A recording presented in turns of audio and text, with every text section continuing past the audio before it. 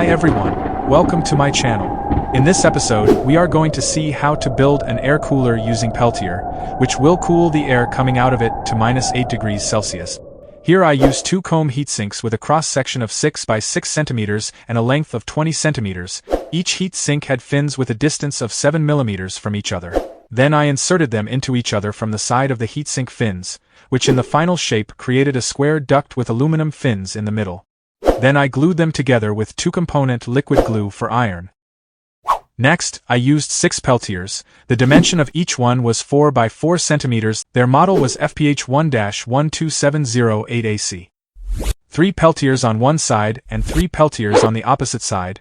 I glued them to the aluminum surface of the heatsink with silicone paste. I used water to cool the hot surface of the Peltier. So I bought a 4 by 12 centimeters water block from the market and glued it to the Peltiers with silicone paste, as you can see in the picture. Now it was time to install thermal insulation foams on the aluminum duct to reduce the loss of cold as much as possible.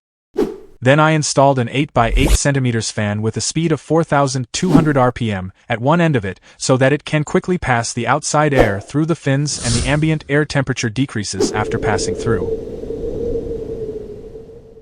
By placing a temperature sensor in the exhaust air path, I can measure how many degrees Celsius the exhaust air is cooler than the ambient air.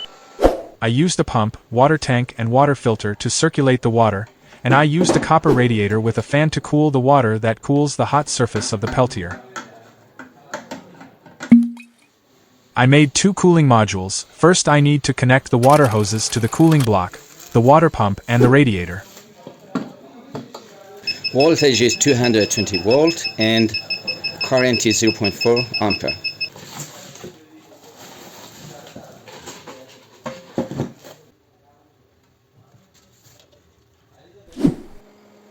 After preparation. In the first test, I want to see how much the temperature of the cooling module will reach if no air passes through the fins. Let's do this first test. I turned on the power supply for the Peltiers. Each Peltier consumes 6.1 to 6.5 amps and a voltage of 14 volts. I turned on the water circulation system and the radiator fan. As is clear in the video, in this test the heatsink temperature reached -26 to -27 degrees Celsius and the heatsink completely froze and frost formed on its fins from the cold.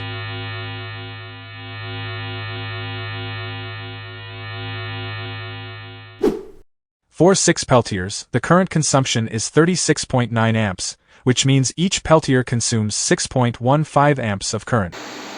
In the continuation of the test, I turn on the high-speed fan that I have installed on one side of the air cooling module to see what the temperature of the exhaust air will eventually reach. In the first moments, the outlet air temperature was -7 degrees Celsius. But over time the outlet air temperature increased and finally reached a final temperature of 3.7 degrees Celsius. This was while the ambient temperature was 22.6 degrees, meaning the outlet air was about 19 degrees Celsius colder than the ambient air. In the next test, I decided to place 2 air cooling modules in series and check how many degrees the outlet air temperature would reach in this case, and is it possible I reach to minus temperatures. Finally, the ambient temperature is 25.3 degrees and the air temperature exiting the air cooling module is between -8 and -9 degrees Celsius. This is an air cooling system in which I have used a Peltier to cool the air. The hot surface of the Peltiers is cooled by water and a radiator. I put the radiator here. And I have 2 DC power supplies here that are used to power the Peltiers and the fan on the cooling module.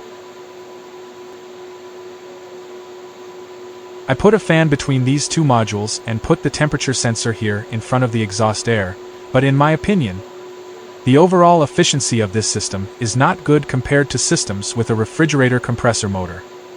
The total electrical power used by this module now is voltage 220 volts and current consumption 7 amperes, so the power consumption is now 1440 watts, without adding the power consumption of the radiator fan and water pump. This is the water circulation system. At the end of the test, I used a powerful air blower and quickly passed the air through these 2 air cooling modules.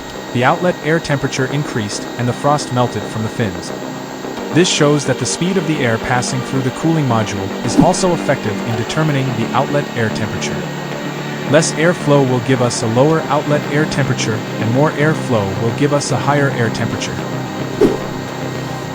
I hope this clip was useful for anyone who wants to build a product in this field or needs such a module. Thank you for watching. I am an engineer who hope that with your support I can make better scientific and technical clip.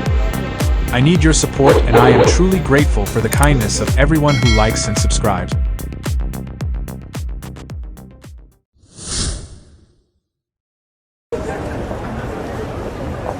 But